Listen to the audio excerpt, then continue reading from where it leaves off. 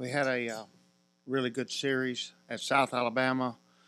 As the week started with the McNeese 11-inning loss, a heartbreaking loss for our kids. I was really worried about how they might respond to that loss because the way it ended. But they come back out and had some adversity. Got the lead 4-0. Let South Alabama tie it up 4-4. I believe they took a 6-4 lead, and we responded really well. Come right back, got the lead on Bailey Curry's 2-run homer. And then Hudak come right up behind her and hit another home run. And then Rawls continued to stay hot with a double and 2 RBIs to make it the final score of 11-7, I believe. So I thought they responded extremely well on Friday night. Then we came back out Saturday, started Kendra Lamb. A little bit worried about that. You know, we'd gotten in the habit of starting summer, and I thought the kids responded really well to that and played another really good game, scored 11 runs again, won 11-2. And then Sunday, I wanted to see us remain consistent. That's something we worked on all year. We're trying to be a consistent ball club. Mm-hmm. And I challenged the kid in pregame to make a statement of how good they are. And I thought Summer responded really well with a no-hitter. Shows me that the day off definitely was needed. And, you know, she's not just physically tired, but there's some mental strain to doing what she's doing when you carry a ball club like she has. Mm-hmm. And then our offense, I thought, was spectacular in generating the 14 runs and just looked like a polished ball club where they command the strike zone now, and really proud of them. How much is just your Sun Belt trip just a source of pride for the entire program? Well, I think, you know, the conference win streak, it just shows the quality of the consistency of our program and the quality of our program. And I'm extremely proud of it. And I've only been here 2 seasons, so I know that the longtime fans are really proud of it. And it's something that we want to keep. It's something that we use to motivate our kids, and something that we want to maintain and try to build even further. Coach, not after losing Wednesday, if you would have just never trailed or anything, but the fact that you got a lead, like you said, and they came back, did that show you even more about your team? Because there were a few hits, half innings there on Friday after the loss. Yeah, you know, I think Summer lost focus. She looked the first 2 innings, she absolutely dominated. And then when we took the 4-0 lead, I think she had a little bit of a mental lapse there, maybe because of the fatigue or the mental fatigue. But for whatever reason, top of the order was coming up, and we give up 2 2-run homers, boom, and we immediately pulled her because we just weren't going to leave her out there in that spot. And I thought the kids, it was really important for our offense to really get going when we got behind and not waste time. And I thought it was a lot different mental. The attitude of the kids in the dugout was they stayed calm, they stayed composed, they stayed focused. Versus that McNeese game, I think we kind of panicked a little bit, and I thought we let the game speed up in our minds instead of just staying calm and putting 8-9 runs up on the board. And we did a lot better job staying composed under pressure on Friday night. You guys have already surpassed your extra base hit total from last season. What's different about the mental approach that the ladies are taking at the plate this season compared to last season? We're just a totally different ball club offensively. You know, having a fall to train and understand what I'm asking them to do, I think was critical.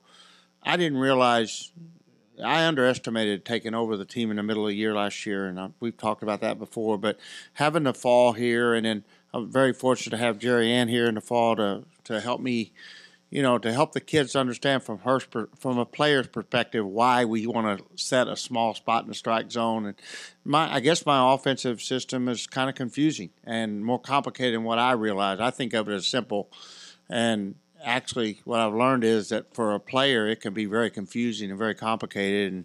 And so it's made me a better teacher possibly. But the biggest thing is what you're seeing, we're consistent. And if you go back to, you know, I told the kids in the fall we want to change our doubles into home runs. That's an indication if you've increased your power. And if you go back to at the end of the Oklahoma series, 18 games in the season, you know, we're hitting like 30 doubles and 20 home runs. And now you go back to these last 12 games since conference started, we've had 20 doubles and 30 home runs. And it's kind of reversed itself where we're having more home runs than doubles. And that's the indication our kids know how to use their body better. They know how their sequences improved on their swing. And they're starting to they're starting to get comfortable looking for one little bitty spot in the strike zone, and that's a result. That the result of that can only be positive. On days you don't start Summer, is it going to be more of a committee type deal? Kinder went to Gerry won an inning and 2/3. And does it really matter who starts those games? I'm letting Coach Roberts run the bullpen. He's one of the top pitching coaches in the country, and we're just really lucky to have him here, and he does a great job with our pitchers. And so I kind of let him make those decisions on who starts and when he makes a move. And I know that he's really happy with Carey, and I know he's really happy with Kendra. And he felt like Kendra needed a little bit of, the mental part. She needed a break, and she needed to back away a little bit. And I think he's ready to throw her back out there. I would like to see us start each of them. I would love to see us at Georgia Southern be able to start Summer one day, Kendra one day, Carey one day, but it'll all depend on how the games play out. And I think one thing we're not as worried about this week as we were last week because the RPI. We don't feel like we have to win every game. We're not going to be scared to lose a game at this point. Where a week ago we felt like we had to win every game, and the situation's changed, so we'll be able to. That may help us in the long run. We'll be able to build some pitching, maybe more so. What do you think changed that allowed you to have that different mindset this week compared to last week? I think last week we were right in the mix for hosting a regional, and now I think that it's really out of our control. We just got to play ball and take it one game at a time and build our team to be the best team we can be in a regional. What did you see that made you feel like it's out of your control? Well, we were 18 last week. There's 16 regionals, so 18 is pretty close to 16. But with the McNeese loss, we're at 24. We're pretty good ways from 16. I just don't feel like – I feel like our focus has to be on getting better and getting into the World Series. And so we're going to focus on that, getting better. And one of the ways we can get better that we know at this point is we need more depth in our bullpen. Do you feel like that system is fair? That obviously the RPI is there for a reason, but a team could be ranked in the top 10, top 15 all season, and then all of a sudden, they aren't allowed that chance to host with that rank?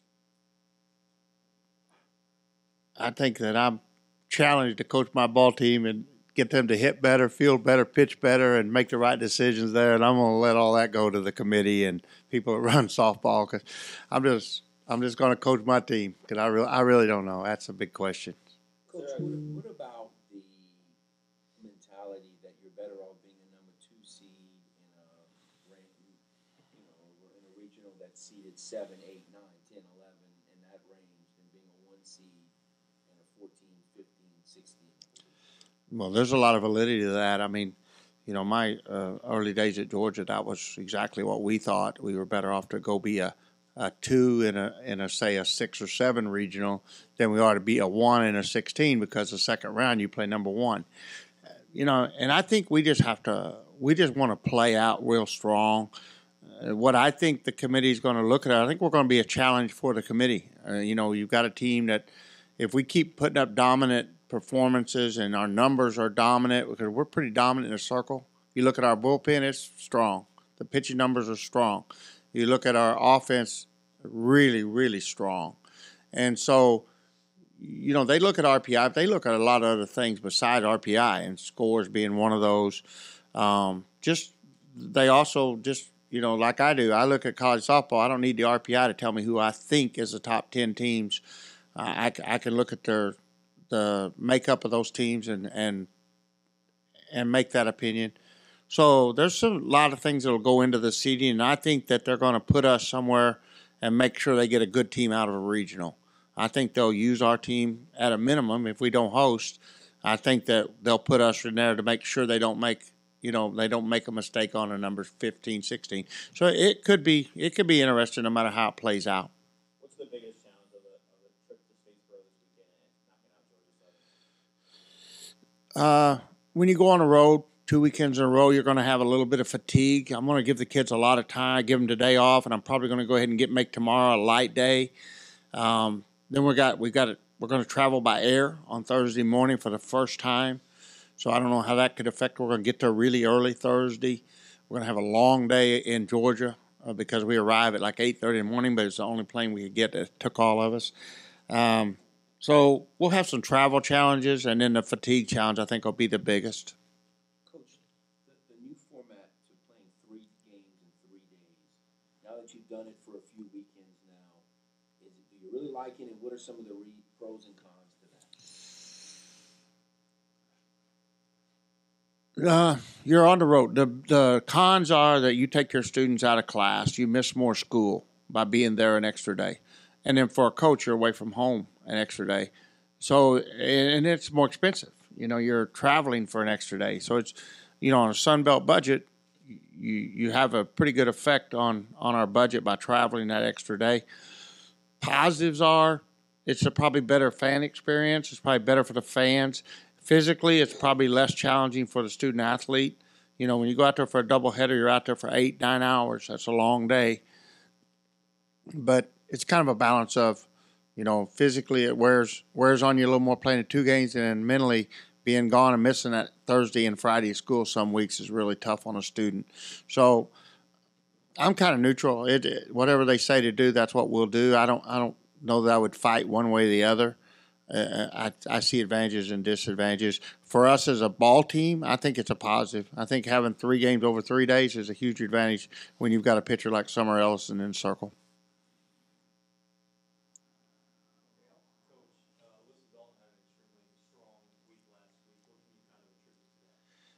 She's been working really hard, and she's starting to understand her mental approach. And one of the things I've been texting with her all morning about different things, and she had a really good week and had 5 2-out RBIs this weekend. I think that's huge. The challenge for her is to decide. I want her to be, a Barry Bonds type offensive player, and she tends to be, Rod Carew or Tony Gwynn, and she wants to make contact with 2 strikes. She hates striking out, and her approach totally changes with 2 strikes. And, what I've just learned in the last couple of weeks is that when it changes in her mind, it's not a conscious decision. It's a subconscious decision. She doesn't realize that she does that.